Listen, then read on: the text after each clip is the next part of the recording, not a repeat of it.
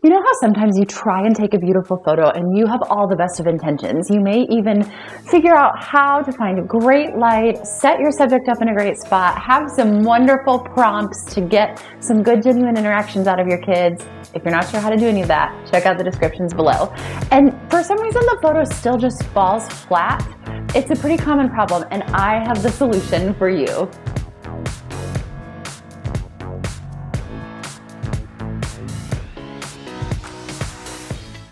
Hi, my name is Jill, and I'm so glad that you're on my YouTube channel. I share beginning photography tips for moms and photographers, and I like to help photographers build businesses that provide and thrive. I'm so excited that you're here. Go ahead and hit subscribe so that you don't miss any future content. Let's dive right in. I told you that I have a solution to those photos that seem like you've done everything right, but then when you actually take them, it looks all wrong. And what I have come to find is that one of the biggest issues beyond finding good light, which is always the first key, is the background of your photos.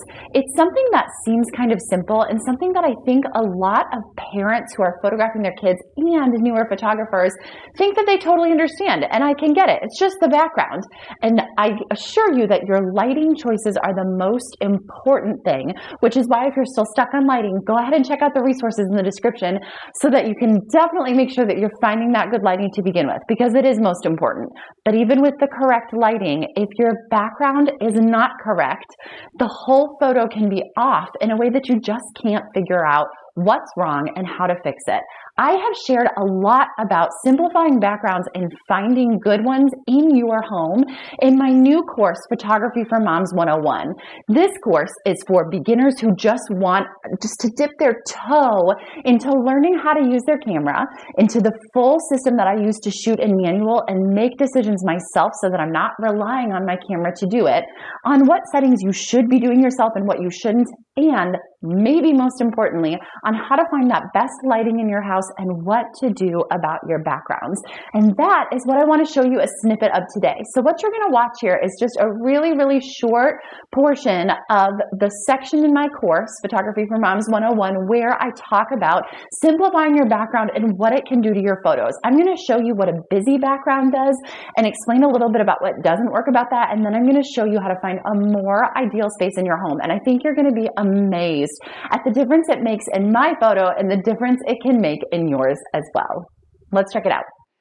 I want to talk to you a little bit about another compositional detail that is really important to me, and that is thinking about the background in your photo. To me, a background like this, where it's colorful and bright and fun, is nice in that it shows one of the rooms in our house. It's very kiddie. I like that. But when I take this photo, it's going to be quite busy in the background, and in my opinion, pretty distracting behind my subject, even if it is fun and bright and colorful, which it is.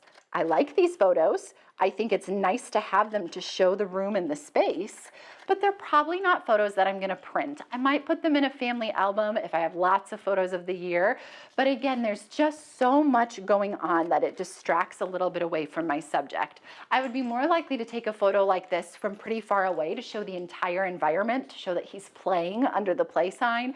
But if I want a good portrait of my kid, I am going to want to find a neutral, clean, bright colored background that is going to be completely non-distracting so that my attention goes straight to my subject.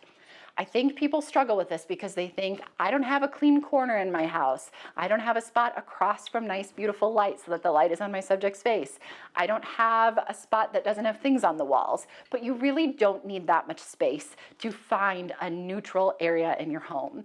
If you have walls that are much darker or more brightly colored, maybe one room could become light gray or tan or beige in a way that you can find one pocket of space that this would work for opposite a window to make sure there's good light on your subject's face. But if you're struggling with finding a way to really love your photos and with feeling like they're cluttered or dark or messy, this is a really great solution to those problems if you can just find one pocket of a light, clean, neutral background. Let me show you what that looks like now.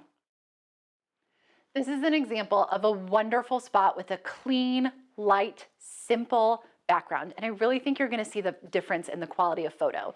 Again, you might decide you like that bright, colorful background better. That's totally fine. But for me, a neutral, clean, simple, bright background really, really helps pull the attention right to my subject and just clear up the photo. It just makes it so easy to look at, easy to print, and easy to share. So all I need is a tiny space of wall. So I could take a photo from up here, making him look nice and small.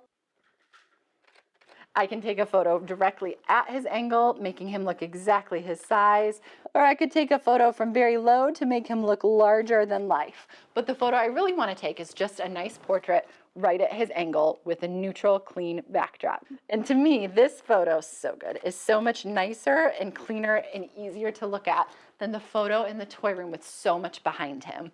It tells a totally different story to me, and again is one that I would be much more likely to print and do something with in the future because it cuts straight to the subject and isn't distracting at all. It really makes the subject the main focus of the photo. So I hope you enjoyed that really tiny snippet of my new course, Photography for Moms 101.